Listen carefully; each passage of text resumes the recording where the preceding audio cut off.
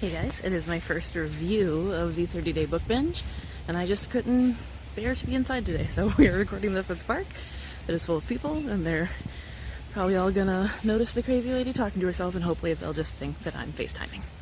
They're gonna think I'm crazy, but they can get used to it, because I'm literally in public with my laptop and a pillow and a bag of books talking to myself, so maybe I am crazy. Here works. There is some weird-ass bug that wants to eat me, and I have no idea what it is because I've never seen it, but it is spiky. And every time I look at it, it stops moving, but I know it's still there. Hopefully the wind noise isn't too loud for you guys, because we're going ahead with this quick review. So I've read a few books during the 30-day book binge, and I noticed a trend. They are all weird as shit. So I thought I would do a trio of weird books. So the first of the weird books I technically read the last day of May, but I just couldn't wait to start the book binge, and I've already told you guys about this, but it was Conjured by Sarah Beth Durst. And as is the case with many Sarah Beth Durst books, you know, it's a little weird. It's a little dark and twisty and strange and somehow just beautiful and life-affirming at the same time. Some people might find the romance elements or some of the sort of YA hallmark elements, you know, things that they've seen before, things that they're not interested in, you might just be over them. But I think the way she uses predictability and things that you're expecting to happen, along with the just total weird, strange absurdity and differentness and uniqueness of the book, makes it work and more than balances out, and just was lovely, just really, really good.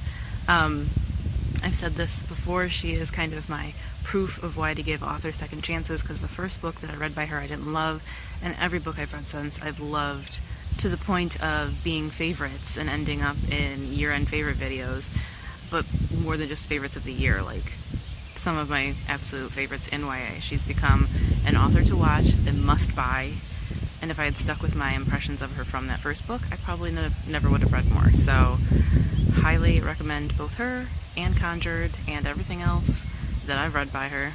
And if you're into me not talking anymore because there's a random guy walking in this direction, we're gonna pause for a moment. Anyway, if you're into magical realist, fantastical, little dark, carnival-y things, non-linear and potentially confusing things, I highly, highly recommend this. Now, obviously, not everyone can deal with non-linear or confusing or, you know, stories that shift back and forth a lot and give you bits and pieces of the story until it finally is a complete puzzle. Some people really struggle with that. So if that's not your thing, then maybe this book won't work for you, but maybe it will and you should try it anyway. It's really good.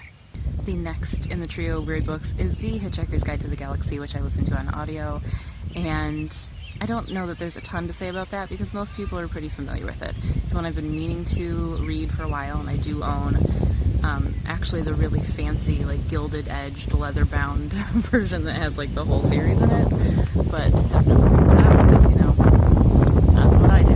But it was one of the free audiobooks in the Sync summer book series this year, so I figured I'd listen to it while I was gardening, and it was kind of perfect for that. It was light and engaging enough to keep me out in the sun longer than I should have been, and, you know, to keep me reading, which isn't the happiest of tasks. And it was dry and funny and clever and everything I expected it to be, and, you know, I was already familiar with the story, so there was no struggle there. It was narrated by Stephen Fry, who is fantastic, and for the most part, there weren't any sour notes, there weren't any things that I didn't like, so I might have to pick up that gilded-paged, leather-bound omnibus edition sooner rather than later, because it's weird and funny and right up my alley. But, like, seriously weird, you guys. It's a really weird but perfectly worked weird book. You know, sometimes things are weird for the sake of being weird and cross a line, and sometimes they're weird for the sake of absurdity and shaking up your brain, and this was definitely the latter, and really kind of perfect at it. Well-earned spot in the trio of weird books. The last is the most recent read, and that's A Face Like Glass by Frances Harding. I should say it's the least recent and most recent, because I started it before the other two and then lost it for a while and then found it and finished it. And it is by far the weirdest of the trio. I mean, it's really, really strange. But again, strange in the perfect way. Now, any kind of strangeness, whimsy, absurdity will be too much for some people. It's just not what they like, it's not what tickles their brain, and that's fine. But if you like absurdity and whimsy with a purpose, you probably can't find much better than this. Everything feels very perfectly calculated to the story and the world. There are no notes that kind of jangle and ring false. You know, everything really fits and works and builds the world and doesn't ever seem like too much in the context of the world. That said, it's really freaking weird. Noise. Lots of noisies. Here comes another one. And there he goes. Back to me.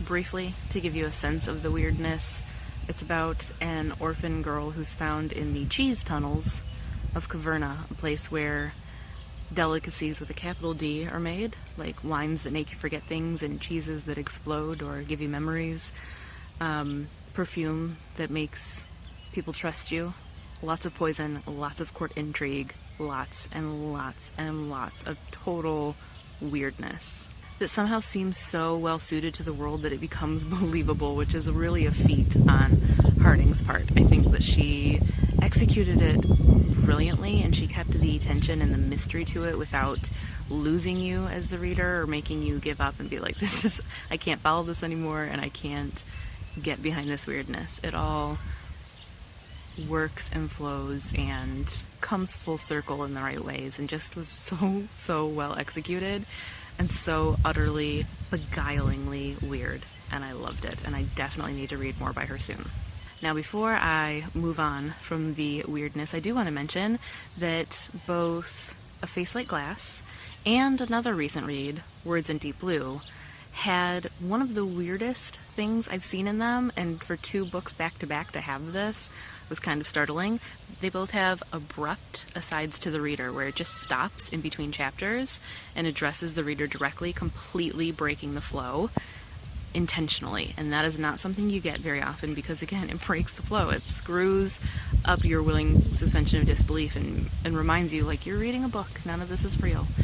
And it's not generally recommended, but both did it, and both did it in very effective, interesting ways, and I found it not only weirdly and fortuitously coincidental that they both had it back-to-back when I was getting ready to record a weird books video, but also that they both managed to pull it off. So just, wanted to throw that out there.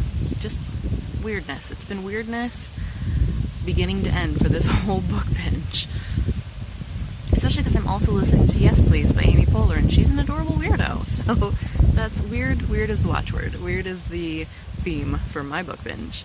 But that is all I think that I have to say about this trio of weird books and my generally weird reading streak. Let me know your thoughts on any of these, if you've read them or want to read them, in the comments, and they will all be linked in the description if you want to find out more.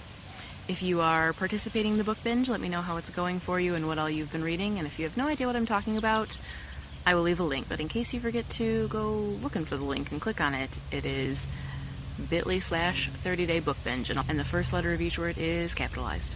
So, there you go, come join us. But that's all for now. Thank you guys for watching, and hopefully you can hear this outdoor review.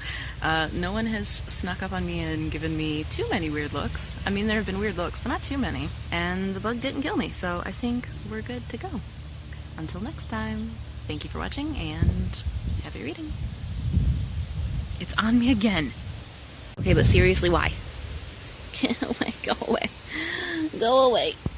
Oh God, go away.